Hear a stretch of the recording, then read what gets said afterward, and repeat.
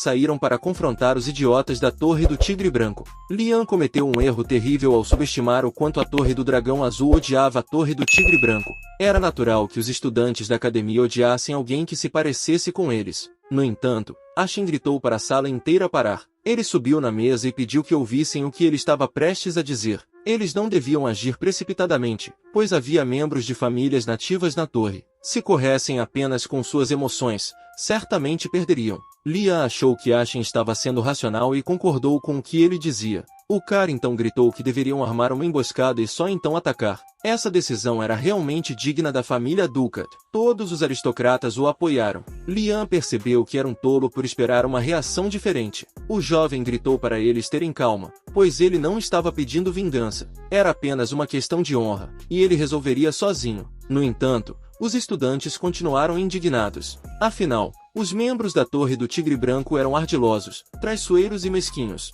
o que tornaria difícil lidar com ele sozinho. Lian ficou surpreso com a facilidade com que o rapaz o xingou sem pestanejar. Era bem ao estilo dos nobres. Lian contestou que todos vinham de famílias nobres e não deveriam se envergonhar de serem comparados aos nobres da Torre do Tigre Branco. Se fosse assim, os calouros estavam dispostos a moderar seu interesse. Lian ficou muito feliz por sua ideia finalmente estar funcionando. Se eles quisessem briga, todos responderiam juntos. Eles eram covardes, então certamente atacariam o grupo sorrateiro. Os estudantes se iluminaram, dizendo que ele estava certo e que realmente se uniriam e ficariam vigilantes. Assim, o problema do bullying foi resolvido. A próxima aula na Torre do Dragão Azul coincidiu com uma aula na Torre do Tigre Branco, então os calouros decidiram garantir que eles não pudessem viver em paz lá. Isso assustou ainda mais Leon. Jona acordou nas primeiras horas da manhã quando ela conheceu Lian. Ela estava assustada porque não esperava que mais ninguém estivesse no quarto, o que a deixou um pouco irritada e mal-humorada com ele. Ele parecia terrivelmente cansado. Ela perguntou o que havia de errado com ele e se estava tudo bem, ao que Lian esfregou os olhos sonolentos e respondeu em voz cansada que nunca tinha conseguido dormir naquela noite porque estava praticando magia. Yona ficou surpresa a princípio com o relato de seu amigo. Ela sabia que ele não tinha permissão para fazer isso, mas imediatamente lembrou que ele tinha recebido permissão. Em uma voz ligeiramente frustrada, Lian disse que ouvirá os outros alunos dizerem que já haviam dominado o poder da luz e ele ainda não havia conseguido. Yona disse que não havia nada de errado nisso e antes que ela pudesse terminar, ganhando chamou a atenção deles. Foi estranho, eles não esperavam vê-lo tão cedo. Eles se apressaram para cumprimentá-lo, mas parecia que ele não os ouviu. Ele pegou algumas salsichas do bolso e as grelhou avidamente no fogo. Estava óbvio que ele estava com fome. Yona e Lian ficaram surpresos com seu comportamento. Ele era um príncipe e tal comportamento era completamente fora de seu caráter. Lian pôs a mão no ombro dele, o que fez ganhando pular e gritar de surpresa. Li fez uma piada dizendo que eles não iriam tirar sua comida e que não havia nada com que se preocupar. Gainando perguntou com voz assustada como eles entraram, já que ele não havia visto nem ouvido a presença deles. Eles disseram a ele que já estavam lá antes dele pegar suas salsichas. O príncipe rapidamente pegou o café da manhã do fogo antes que queimasse, e Lia olhou ao redor. Ele pensou em quão famintos os estudantes estavam. Todos eles pareciam terríveis.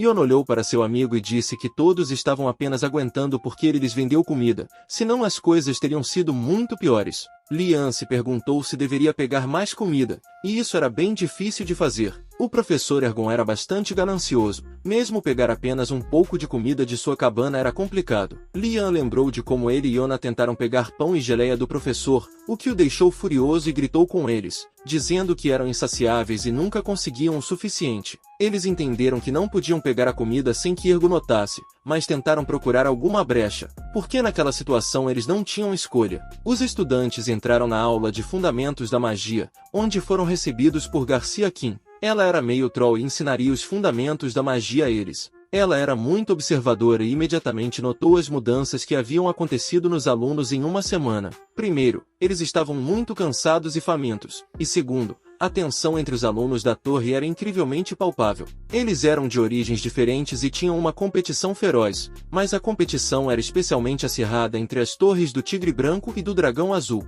Garcia se lembrou de uma das crenças do professor Ingaldori de que quanto mais competição eles tivessem, mais fortes se tornariam. Ela não concordava muito com o que ele dizia, pois pensava que seria melhor se todos se dessem bem. Ela pediu aos alunos que se sentassem em seus lugares e imediatamente começou a perguntar quem havia se saído bem com a magia da luz que tinham estudado na última aula. Lia ergueu serenamente a mão, pensando que todos os estudantes haviam dominado esse feitiço. Ele disse que havia treinado naquela noite e estava muito cansado, mas não queria ficar para trás do resto do grupo. Mas aparentemente ele era o único que conhecia o feitiço naquele momento. Ele captou instantaneamente os olhares atonitos e as frases surpresas de seus colegas de classe. Não é de admirar, era Vardanas, pensou Lian, perplexo. Se ele tivesse dito a eles que todos haviam dominado o feitiço, lhe teriam dito que não exatamente, que tinham um pouco de habilidade, mas não era perfeito. Mas tudo bem, porque ambos eram nobres e era apenas uma questão de tempo. Lia não estava satisfeito, caiu na manipulação e todos eles eram apenas bastardos presunçosos.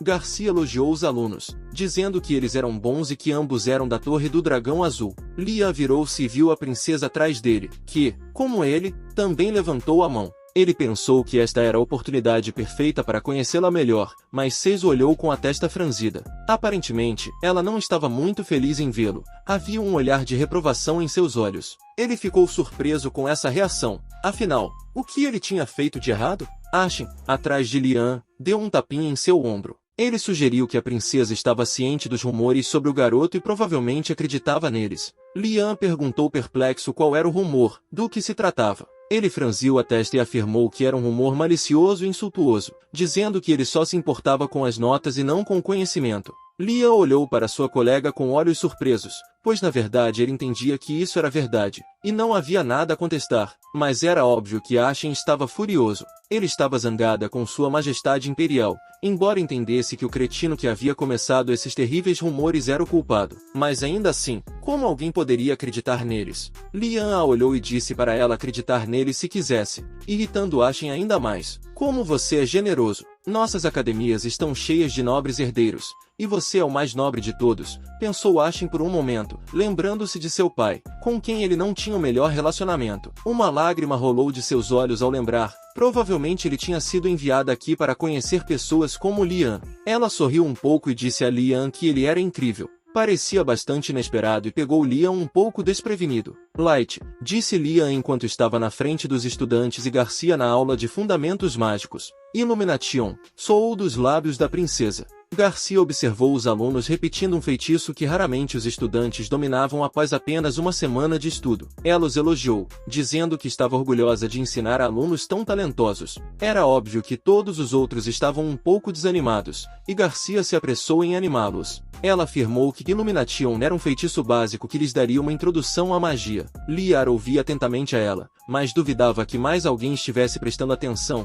observando a forma como estavam se comportando naquele momento. Garcia pediu a todos os alunos que se acalmassem e voltassem aos seus lugares. Lian disse que era um feitiço bastante simples, mas Gainando contradisse imediatamente, dizendo que apenas os dois poderiam recriá-lo. Garcia sorriu, dizendo que não havia motivo para se preocupar, já que eles estudariam magia elemental durante todo o semestre. Havia uma alegria genuína nos olhos dos alunos ao ouvirem aquilo. Garcia os assegurou que assim que aprendessem a controlar o feitiço de luz, eles intuitivamente começariam a entender como usá-lo. Ela explicou aos alunos que a magia elemental inclui água, fogo, terra, ar, além de dois elementos mais complexos, escuridão e gravidade. A magia elemental é baseada em outros tipos de magia, como evocar espíritos ou encantar artefatos. Ela comparou tudo ao avançar das operações aritméticas básicas para a matemática do ensino médio. Além disso, ela afirmou que aprender os elementos básicos sempre seria tratado com respeito. Os alunos já estavam ansiosos em antecipação para a primeira palestra,